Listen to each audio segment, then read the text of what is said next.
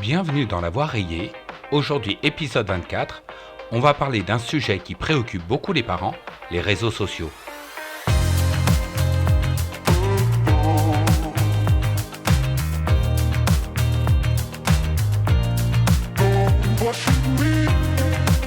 TikTok, YouTube, Discord, Instagram, ce sont des noms qui reviennent dans les discussions, souvent avec inquiétude. Les parents me disent « Il passe des heures sur son téléphone. Elle est toujours sur YouTube. Je comprends pas ce qu'il fait sur Discord. » Et toujours la même question derrière, est-ce que c'est une bonne chose ? Est-ce que les réseaux sociaux peuvent aider un enfant HPI à s'épanouir, à s'ouvrir, à apprendre ? Ou est-ce que c'est un piège, une source d'isolement, voire un danger ? Parce que oui, les enfants HPI, on le sait, ont un rapport particulier au monde. Ils cherchent du sens, ils veulent comprendre, ils sont en quête d'intensité, d'authenticité, de stimulation permanente. Et tout ça, les réseaux sociaux peuvent le leur offrir, mais aussi le leur voler. Alors aujourd'hui, on va essayer d'y voir plus clair. Est-ce que les réseaux sociaux apportent vraiment aux enfants HPI ? Quels sont les risques ? Et surtout, comment on peut, en tant que parent, accompagner intelligemment, sans surveillance intrusive, sans interdit arbitraire, mais avec présence, vigilance et dialogue. C'est parti, on en parle tout de suite. Bonjour à toutes et tous, je m'appelle Franck Robert et je suis votre accompagnateur dans ce voyage dans le haut potentiel intellectuel. Alors on va commencer par le commencement. Vous le savez, vous qui me suivez sur ce podcast, les enfants à haut potentiel ont des besoins de stimulation intellectuelle constants et très forts. Ils ont besoin d'être nourris avec ce carburant particulier pour ce moteur à haut régime. Ils ont un rapport au monde qui est différent. Ils ont besoin d'être en contact avec leur environnement. Et ça n'est pas toujours évident puisque avec la dysynchronie, cet écart entre leur âge cérébral et leur âge biologique, leur maturité par rapport à leur âge corporel, ils n'ont pas forcément des interactions qui les nourrissent tout le temps. Et ils ont besoin de ce carburant très spécial pour leur petit moteur très rapide. Ça, les réseaux sociaux sont capables de leur fournir. Ça répond à ce besoin. Ils ont cette liberté de choisir des contenus. Ils peuvent naviguer d'un sujet à l'autre comme ils veulent. Et pour un esprit bouillonnant qui est en arborescence, qui est foisonnant, c'est parfait. C'est le paradis. Donc TikTok, YouTube, Instagram, Discord, tous ces réseaux sociaux, voire même tous ces sites qui fournissent de l'information ou même du divertissement, ils en sont très friands. Mais ils peuvent aussi trouver des informations qui les passionnent sur leur sujet de prédilection. Ils peuvent aller regarder des chaînes de vulgarisation scientifique, ils peuvent aller dans toutes les bibliothèques du monde, ils peuvent lire des thèses, ils peuvent lire des articles, ils peuvent lire des blogs. Internet est fabuleux pour ça et les réseaux sociaux sont le miroir de toute l'information qu'on trouve sur Internet.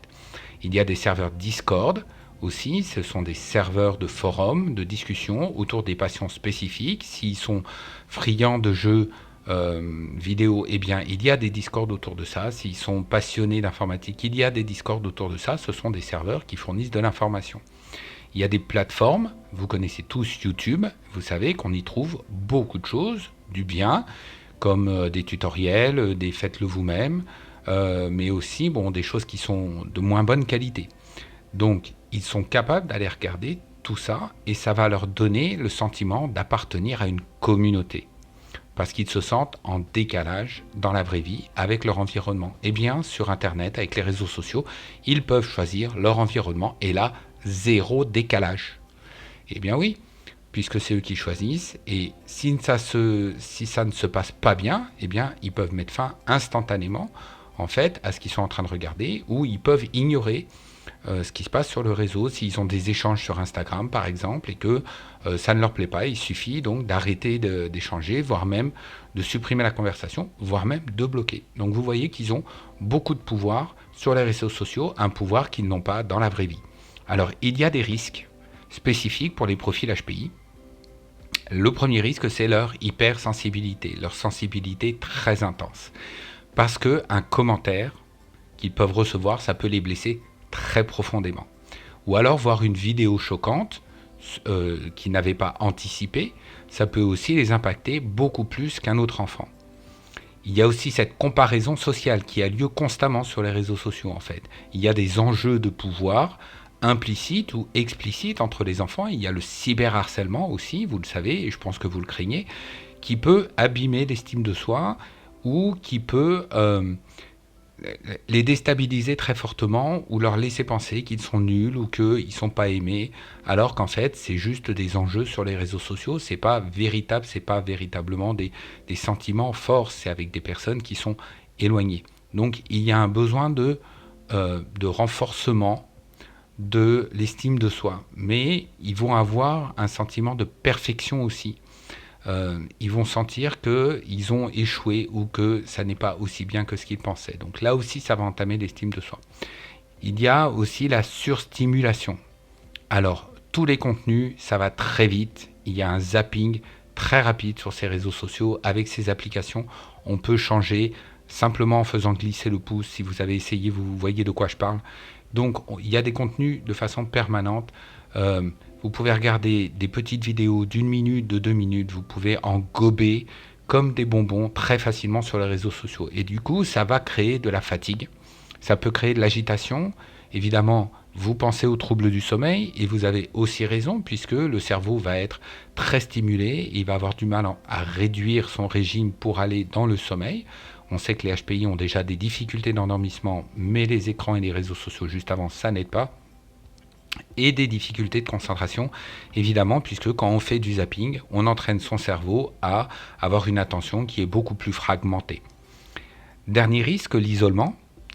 Les réseaux sociaux, c'est évidemment un monde virtuel qui correspond davantage que le monde réel à leurs aspirations et à leurs besoins de contrôle sur les relations avec les autres. Donc ils peuvent se réfugier dans le virtuel pour éviter les interactions réelles. Et là, il y a effectivement un danger d'enfermement. Il est moins fréquent que ce que vous croyez, mais il est réel. Alors, comment accompagner ? L'important, c'est d'accompagner sans étouffer. Évidemment, vous avez des craintes, vous formulez des craintes et vous, en tant que parent, vous n'avez probablement pas grandi dans cet environnement tout numérique, tout digitalisé et donc ça ne fait pas écho, vous avez plus de peur que d'arguments en faveur des réseaux sociaux. Mais le plus important, c'est de ne pas diaboliser. Le numérique, ça n'est pas le problème en soi. Ce n'est pas les réseaux sociaux qui posent problème. Les réseaux sociaux, ce sont des médias, ce sont des outils. Et donc, il faut savoir utiliser l'outil correctement. Et ce qui est important, c'est d'éduquer votre enfant à l'utilisation de cet outil.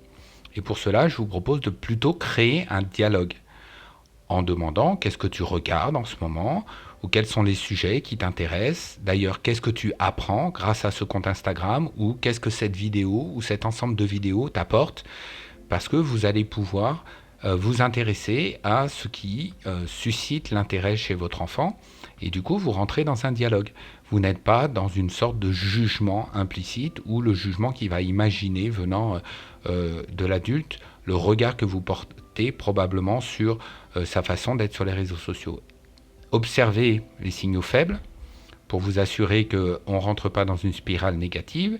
Les signaux faibles, c'est de la fatigue inexpliquée, c'est de l'irritabilité, c'est de l'isolement, c'est l'hypercontrôle, avoir envie de tout contrôler puisque ils arrivent à contrôler les réseaux sociaux ou leur présence sur les réseaux sociaux. Donc ça peut leur donner l'impression qu'ils vont tout contrôler. Ça veut dire qu'ils sont plus investis que nécessaire à l'intérieur des réseaux sociaux.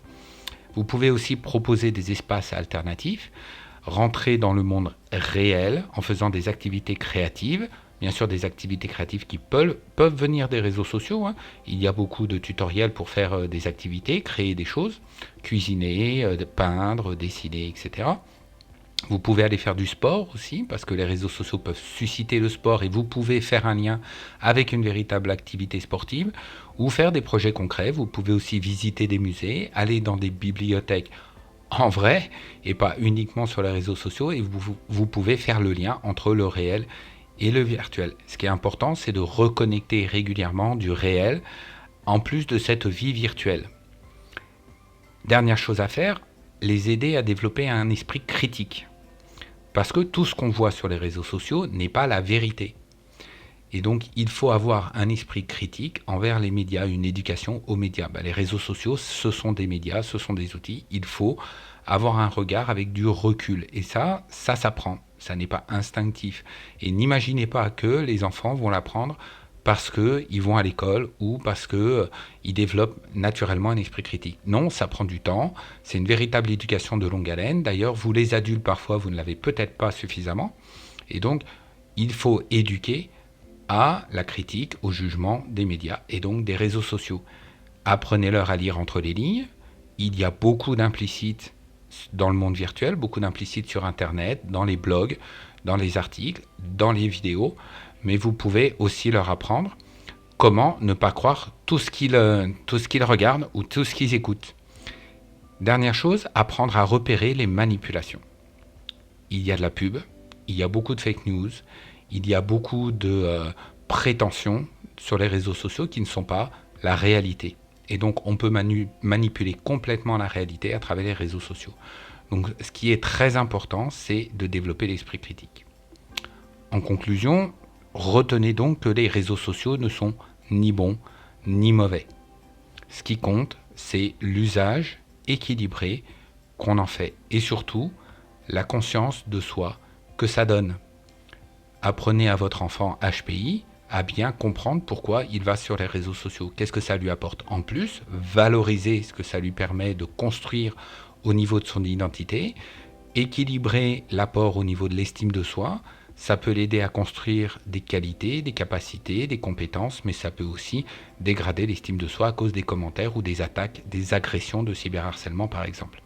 Soyez présent, soyez curieux, soyez attentif, ne soyez pas toujours dans le contrôle. Si vous limitez, c'est que vous avez une bonne raison, explicitez votre décision, mais soyez toujours dans l'accompagnement bienveillant. En fait, vous êtes la clé la plus fiable pour votre enfant.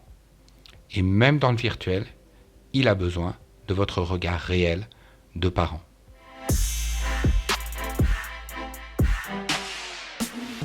Merci d'avoir écouté cet épisode jusqu'au bout.